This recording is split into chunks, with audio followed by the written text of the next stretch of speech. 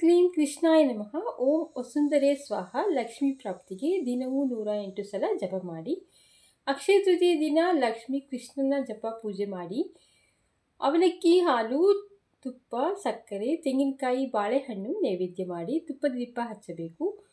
ಚಿನ್ನ, ಬೆಳ್ಳಿ, ಕವಡೆ, ಗೋಮತಿ ಚಕ್ರ, ತಾವರೆ ಬೀಜ, ಕಲ್ಲುಪ್ಪು, ಪೊರಕೆ ಅಥವಾ ತುಪ್ಪ ಏನನ್ನಾದರೂ ಈ ದಿನ ಖರೀದಿ ಮಾಡಿ. ಒಳ್ಳೆ ಕೆಲಸ ಶುರು ಮಾಡಿ ಜಪ ಮಾಡಿ. ಬಾಳೆ ಮರಕ್ಕೆ ಅಥವಾ ಬೇವಿನ ಮರಕ್ಕೆ, ತೆಂಗು, ಮಾವು, ಪಾರಿಜಾತ ಗಿಡ ಅಥವಾ ನಲ್ಲಿಕಾಯಿ ಮರಕ್ಕೆ ನೀರು ಹಾಕಿ.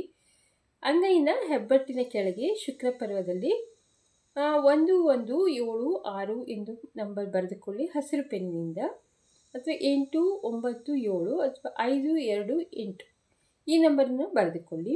ಒಂದು ಪಲಾವ್ ಎಲೆ ತೆಗೆದುಕೊಂಡು ಅದಕ್ಕೆ 4 ಲವಂಗ, 1 ಚಕ್ಕೆ, 1 ಏಲಕ್ಕಿ ಹಾಕಿ ಅದನ್ನು ಸುಡಿ. ಅದನ್ನು ಪುಡಿಯನ್ನು ಗಿಡದ ಕೆಳಗೆ ಹಾಕಿ.